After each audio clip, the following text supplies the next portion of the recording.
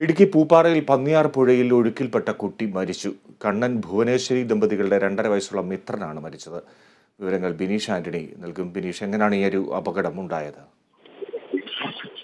Fiji, വളരെ ദാരുണമായ ഒരു സംഭവമാണ് ഉണ്ടായത്. ഉച്ചയ്ക്ക് 2:30 ഈ സംഭവം ഉണ്ടാകുന്നത്. സഹോദരനൊപ്പം പുഴയ്ക്ക് സമീപം കളിച്ചുകൊണ്ടിരിക്കുന്നതിനെയാണ് ഈ 2.5 വയസ്സുകാരൻ അപകടത്തിൽപ്പെട്ടത്. മൂലത്തറയിലെ വീടിന് സമീപത്ത് കൂടിയാണ് ഈ പന്നിയാർ പുഴ ഒഴുകുന്നത്.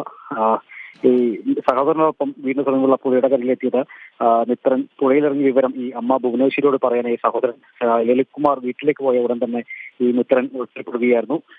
നാട്ടുകാരും അതോടൊപ്പം തന്നെ നെടുങ്കണ്ടം ഫയർഫോഴ്സ് യൂണിറ്റിലെ അംഗങ്ങളെല്ലാം ചേർന്ന് പുഴയിൽ പരിശോധന നടത്തിയെങ്കിലും 1 മണിക്കൂറിന് ശേഷമാണ് ഇവരുടെ വീടിന് 50 മീറ്റർ അകലെയുള്ള ഒരു കല്ലിങ്ങിനടിയിൽ നിന്ന് ഈ മരക്കുറ്റിയിൽ തങ്ങിയ നിലയിൽ മിത്രനെ കണ്ടെത്തിയത്. ഉടൻ തന്നെ രാജകുമാരിയിലെ സ്വകാര്യ ആശുപത്രിയിൽ എത്തിയെങ്കിലും കുട്ടി മരിച്ചിരുന്നു. വളരെ ഒരു വേദനാജനകമായ ഒരു വാർത്ത തന്നെയാണ് ഇത് നമുക്ക് നൽകാൻ കഴിയുന്നത്. ശരി ബിനീഷ്.